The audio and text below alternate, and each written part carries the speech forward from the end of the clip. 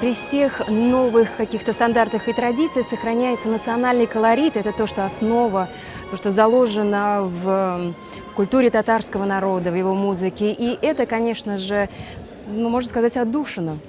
Было очень приятно быть ведущей на этом концерте. Я получила огромное удовольствие от музыки. И такие вечера, они остаются в памяти на всю жизнь. В 2018 году на юбилейном вечере Рашида Фагимовича на сцене его музыку исполнял симфонический оркестр «Радио Орфей». Художественный руководитель и главный дирижер Сергей Кондрашов. Плотное сотрудничество. И, впереди еще, дай бог, будет много интересных творческих проектов. И вот такого рода, как сегодняшние концерты, пусть они почаще радуют публику. Люблю его песни, причем и татарские тоже, да. Этот самый простой такой, доступный человек. Вот мы проводили вечер с Айрой Хабибуллина. Я позвонил. Приходите. Я говорю, я не могу, я в Казани. Ну, давайте тогда видео сделаем. И действительно, он как раз снялся, сделал приветствие и по видео мне прислал. И мы тогда это показали на большом экране для всех. Понимаете как? Человек рад всегда всей душой обратиться к татарскому народу. Вот за это я его ценю. Потом меня поражает его коллекция народных инструментов. Вот кулкубыс, допустим, который он рассказывал по видео недавно, там видео на бизнес онлайн, если вы видели. И 1 числа один из тоже выдающихся наших виолончелистов, Ильяс Камалов, сыграл на этом кулкубысе свою композицию. Это было просто великолепно.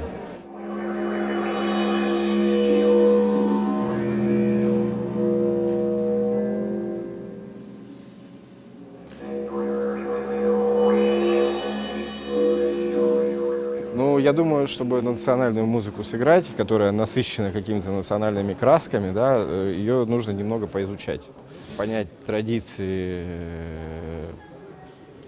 того или иного народа,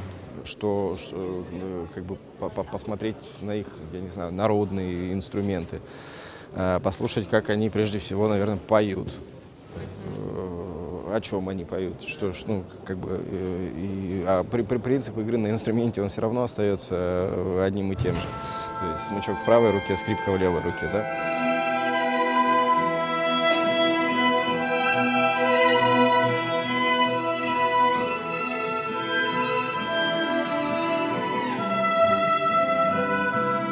Был опыт игры и восточной музыки, которая была переделана, так скажем, для академического симфонического оркестра, и не только оркестра, и скрипки.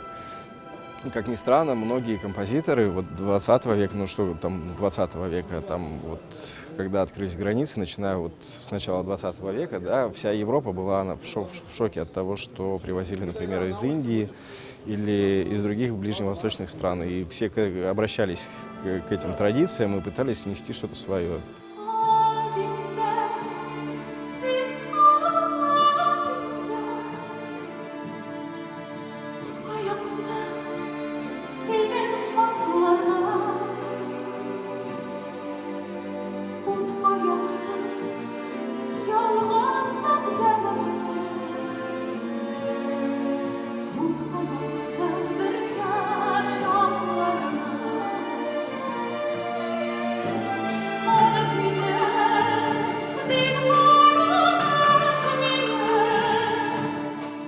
Бүгінгі искиткіш матур концертіңізді қарап, тыңлап, біз сәхне артында да тыңладық, чөнки Рашид Калимуллинның музыкасына мен ғашик, бәләкәй чактан мен кайчан гына очрашырбыз дип, жыр ул Хайдар Бигичев башкаруында мен бик яратып тыңладым.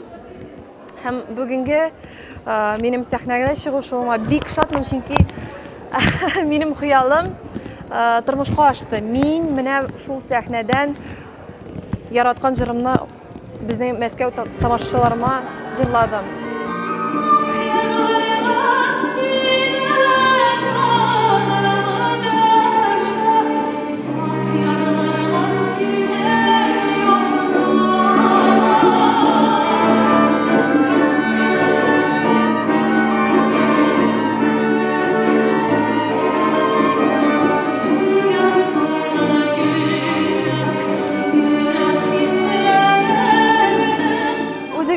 аласыз, нәрсә булса да, пандемия, теге ковид, безгә бер нәрсә куркыныч түгел, чөнки без бергә, без татарда сөйләшәбез, татар телендә без җырлыйбыз, без ничек булса да, без татар, безнең милләттәшләребезгә якынлашып, менә ашыгабыз инде.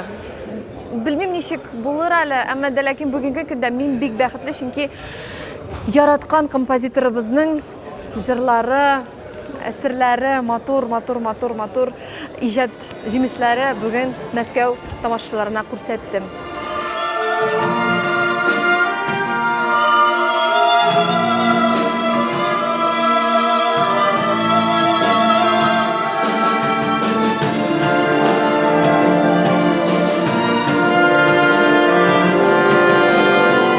Что еще хочется сказать, то что бер нәрсәңә күреп ничего не бойтесь.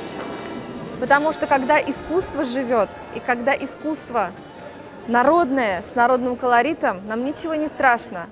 Ул безнең татар көе, ничек булса да, ул крупный форма язылган әйбер, эмас, бүген симфоник музыкасын, ул бик кемдер әйтә көчле, ул яңа хисләр уята. Шуңа күрә татар кешесенең, татар милләтебезнең яңа хисләр уянсын һәм алга бирсә инде килешектә дә шулай ук матур итеп очрашып, җырларга, уйнарга татар телендә. Яшәсен татар теле, яшәсен татар көе. Рәхмәт.